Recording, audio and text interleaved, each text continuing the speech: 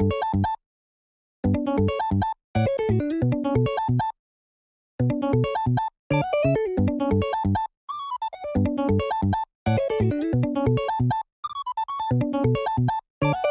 what is up, ladies and gentlemen? Good to see you.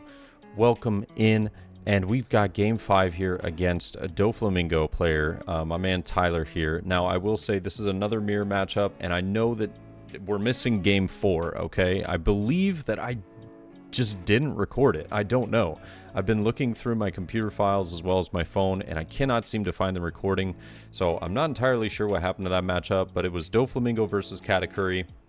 We did go undefeated up until this match, right? So now we are 4-0 going into a mirror matchup. And he is also 4-0. And this is basically to decide who gets first place. We go into a top 8 after this, but it is pretty much like who goes undefeated during Swiss. And yeah, Tyler is a phenomenal Doflamingo player. There is a deck profile of his on our good friend Trevor's channel, aka the Broken TCG. So if you want to check out Broken TCG's channel, definitely do so, and you can see the profile of his Doflamingo. And I do think that this ends up being like a really good match, but I do think that there was a lot of like learning moments in this matchup, because I didn't really have a ton of experience with the mirror matchup, but I did know that there were certain things that needed to be done, you know, especially from the game that we played yesterday. And he plays Buena Festa first turn, does search out that 7-cost Luffy. I just go ahead and pass first turn and take that first swing, and he will put down Baccarat for 3. So essentially a 3-cost film vanilla card. I was at one point running some Usops, and I decided to take them out, but I do like this. I believe he runs the one of, and yeah, so pretty nice that he was able to get that on curve. Maybe a little unfortunate that it wasn't a Nami per se, but still nice to get that down. And you know, perhaps he's got Nami this turn though, so that way he can get some of that searching power. But does rest the Nami and swings, I believe it's 8? No, 9. Yep, 9 into the Nami and then 5 into life. I will go ahead and take this going down to 2. And yeah, pretty rough start, letting Sugar get down, but then also having to deal with, you know, Nami not being able to get some, you know, some presence on the board is, it's you know, a little rough. But we're just going to go ahead and swing 7 into the Baccarat. We'll see if we can pull an event card out of hand. We do need to get them eventually. So he is going to use one. We'll see a Thunder Bagua coming down, but he's not at 3 life, so we're okay with that. And I just realized I was looking to put 3 cards in my hand, and I was like, nope, that just needs to be a 3-card search, and choosing 1. So we take the Chopper there, but Nami does get rested through the Sugar effect. Slightly unfortunate, but not that huge of a deal. I'm not super worried about it. We'll see a 5k swing coming down now with him at, I believe, 8 Dawn, or is this 7? No, it should be 8 Dawn, yeah, because he got that Bagua ramp. And now I do want to protect the Nami this turn. I am just going to use Punk Gibson, though. Rest the Sugar. I think that was not really, like, the greatest thing. It just kind of was what I was looking to do to get rid of it the following turn. I want to get rid of it before I play some cards. I'm going to be on my 7 Dawn turn, I believe. And yeah, we kind of want to get some board presence and not have Sugar rest everything. So more than likely, I'm assuming we'll see a 5k coming at Sugar here. But I'm deciding whether I want to go Nami or Leader here. I do choose to go Nami and pay the 1. I will take Chopper. We love to see the 2k counters, but Sugar is going to die right there. We will definitely be swinging 5 into Baccarat as well. I believe we still have 6 Dawn left, or am I on my 8 Dawn? No, I'm on 8 Dawn turn, so I do have the opportunity to go for, excuse me, for the 7-drop Luffy, but I choose not to. I think we're either going to try and get Tessero down or Guild. And I am just fanning out the cards, though, just to show how many in hand. I think we've got like a 9 or so. And yeah, I'm pretty happy. I'm pretty happy with this. I'm getting a lot of resources out of his hand. We might not be, you know, as great of a board state as he is at the moment, but I am not too worried about it. We are just going to subtract the one, or no, we're going to play queen no effect. So that effectively tells him that we do have the 10 drop in hand, but I just didn't have Thunder Bagua, I believe, to ramp back up. But I will counter out, and then we'll see another 5k swing. I could rest the queen, but I know that 10 drop's more than likely going to be coming down this turn. It is a potential. And now with the 5k coming down, I will just go ahead and reactivate the Nami, kind of making it a little bit inconvenient. If he does want to play 10 cost, he doesn't gain as much value, and now it's just kind of a dead card in hand for a turn. So I like this, but it also depends on whether he does swing with the Luffy or not. He could, and then but then that gives me value of having my own 10 cost. But I think he's just kind of going through what that might look like if he does want to. But we'll see the 2 coming down, resting the Nami. So he's pivoting a little bit, and I like this. He's deciding on maybe how much he's going to swing. And it looks as though we're just going to see a 5k come in with Buena Festa. And I know that him having 3 Dawn left, I could just rest the queen. But then I have to think about the potential of the Luffy attack coming through as well. And I'm like, I don't really want to drop too many cards out of hand at the moment, but, you know, I could. It just kind of depends on what his next swing is going to look like. It might actually be best for me to rest the queen here, simply because he could just attach 1 Dawn to Luffy. And, yeah, but he does do 2 here, and 2 into the Nami, leaving 1 active. So that's going to be, or 2, excuse me, 9 into the Nami, leaving 1 active. I know that 10 drop is going to look oh so nice, but not having the Nami search is a little bit of an unfortunate thing, but he does just pass it over and going to 3 Dawn active with 3 cards in hand.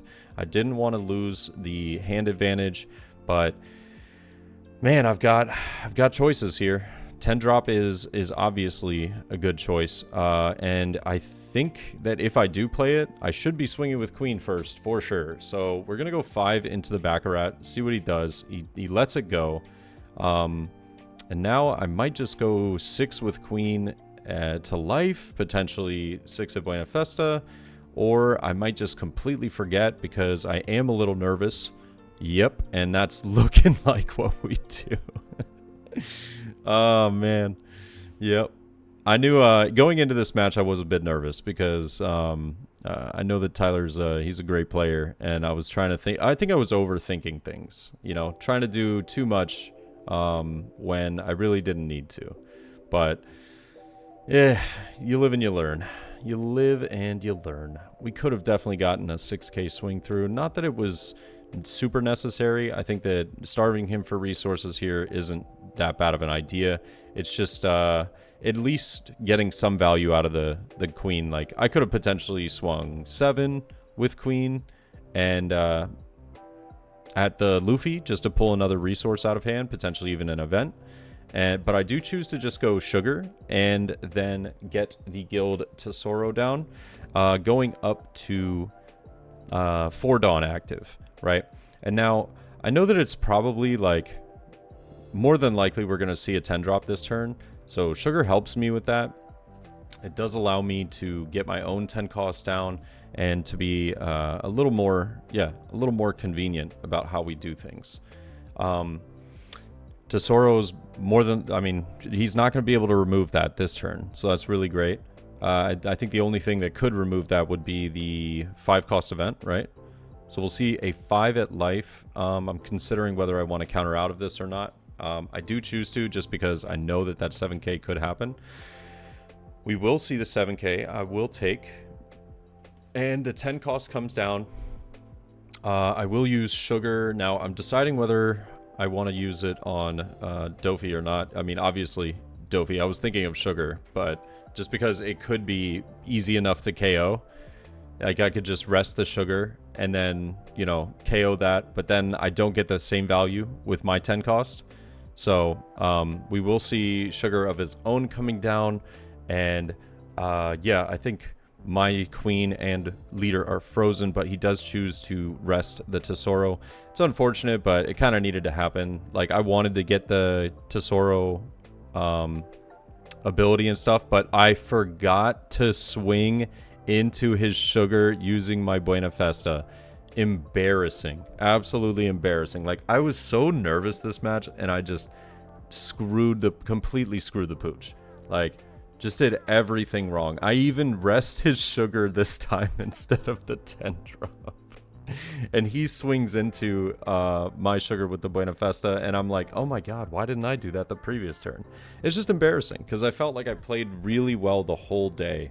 And then this game in particular, it was just so sad. And then I make the greatest mistake of all. This turn, obviously, I'm a little scared. I'm like, okay, he's got a heck of a board. I gotta figure out what I'm gonna do. And it's pretty terrifying. I did have a 10 cost in hand that I drew into, and I don't know why, but it just felt like all the nerves were kind of getting to me. I slowly but surely just realized, like, I'm in a really bad spot, but I also have, like, something that gets me out of that bad spot by just playing the Doflamingo. But I was so nervous that I thought to myself, maybe I should just play a blocker, right? A blocker sounds like a great idea. No, terrible call. So we'll go 11 into the Luffy. We do end up picking that up. I guess I was just respecting the fact that he could have events too much. And I do use Queen. I'll use the Dawn -1 effect to draw into a sugar as well as another Queen. And I have to choose a card to trash here. I actually think that I might have... I can't remember. There was a turn that I played a Queen that I forgot to trash a card. You know, and he told me. I said I just went ahead and passed turn, but they were like, what card are you trashing? And I was like, oh, I'm an idiot. Yeah, right here. He was like, are you going to trash a card? And I was like, oh my god. I was going through too many things in my head, realizing that I made a huge misplay not playing 10 cost. So I choose to just trash the sugar. But I felt really bad about that because I was just like, oh my god, man, what is wrong with me? But I pass, leaving open 6 Dawn, really bluffing it out right now. He's totally got game. He could just swing for it, and I've got a whole bunch of nothing in hand. I think I don't even have a event. I might have one, but I could be wrong. Yeah, I have like a whole bunch of nothing. 10 cost Doflamingo was the win condition the previous turn, and we 100% missed it. Yeah, it was not my proudest moment, guys, but it was something that I just kind of decided, hey, you know what? I kind of have to live with it. Yeah, I had 6 Dawn active, and I was showing him how many cards I had in hand, and I was like, maybe he won't go for it, you know? Maybe, just maybe, he won't go for it. Because if he doesn't, we have a chance. And now he's considering whether he might be going for the Tesoro or he might be going for, you know, or life, potentially get rid of the Queen blocker. Playing a card does activate sugar, so it does give me a chance. I guess maybe there was, like, the turn after this, there's, like, the weirdest chance that I could go for game if I swing with everything, but he'd have to have absolutely nothing in hand, especially having 3 life. I mean, it would be insane.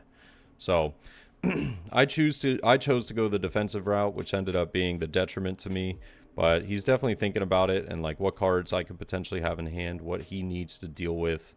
And I know that, you know, we're both kind of taking time on these later turns because it's not an easy decision when I have 6 active Dawn. But I don't blame him whatsoever. Yeah. I just feel I'm just shooting myself in the foot right now. Just thinking to myself like, wow, how did I misplay this so hard? Yeah, but I mean, you let yourself down sometimes just by making simple mistakes. And honestly, I don't even know if I would consider this a simple mistake. This was just ludicrous. I don't know, but we'll see. He does rest the 5, plays guild. You know, obviously gonna tap the guild. We'll see the swing coming in with Buena Festa. I do let it go. And now he's got 5 Dawn remaining. We will just see 6. I think this is coming at life, not at queen. Yeah, forces out the 2k counter and plays Uta. Passes it over. I've realized, like, okay, I can potentially play 10 drop this turn and freeze like his guild, his Doflamingo, and his other Doflamingo. But as soon as I swing with guild, right?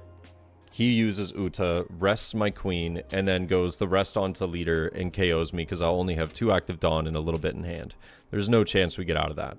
So I'm like, okay, I have to play a blocker, but then no matter what, Uta still rests the other blocker. So I have to have 2 blockers. So I go with queen, and I'm like, hopefully I can draw into an Uta. I do not. And I end up trashing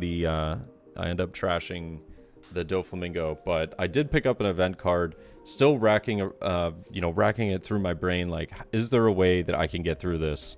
And so I decide, okay, the last ditch effort is swing with guild, Dawn -2, and hope to God I get something. And I do end up picking up the Uta, which is, it's something, but 7 coming down at guild, with 2 queens, we're probably just going to see an Uta rest, end up, resting the queen. I'm imagining that's what's going to happen. Yeah. So we'll see Uta, Dawn -1, rest the queen, use Spider's Web.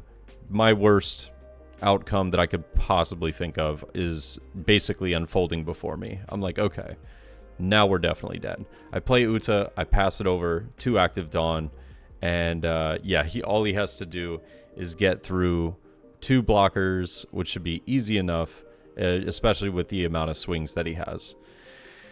It's not looking good, boys. That one turn just completely went downhill for us. I think that we had a crazy hand advantage. 10 drop Doflamingo could have really turned things around for us right there. And I decided to play super scared and to go, a totally different route. And it's just, didn't really work out the way that I was planning on it. But now I just kind of have to hope and pray. And I got 3 life to get through that to boot, so that's not going to help.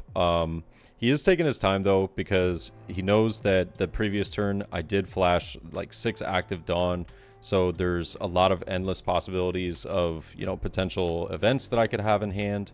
And he is just going to go 1 under guild, though. He is going to swing the 7, I think not using leader ability here. And I'm thinking to myself, I'm like, oh man, if I use Uta right now, right, I can't block one of the 10 drops, but it is something to get rid of one of the swings, getting rid of his 4-cost Uta. I just don't have Spider's Web in hand to restand it and get that usage again, if I'm not mistaken. But I just told him, I was like, dude, there's no way I got this. There's no shot. I was like, I totally messed up one turn, and it all just went downhill from there. But you live and you learn. We went 4-1 in Swiss, and tomorrow will be a best of 3 top 8 game that we have against my man Tommy. But hope you guys enjoyed. Let me know your thoughts, and I'll see y'all in the next one, all right? Peace.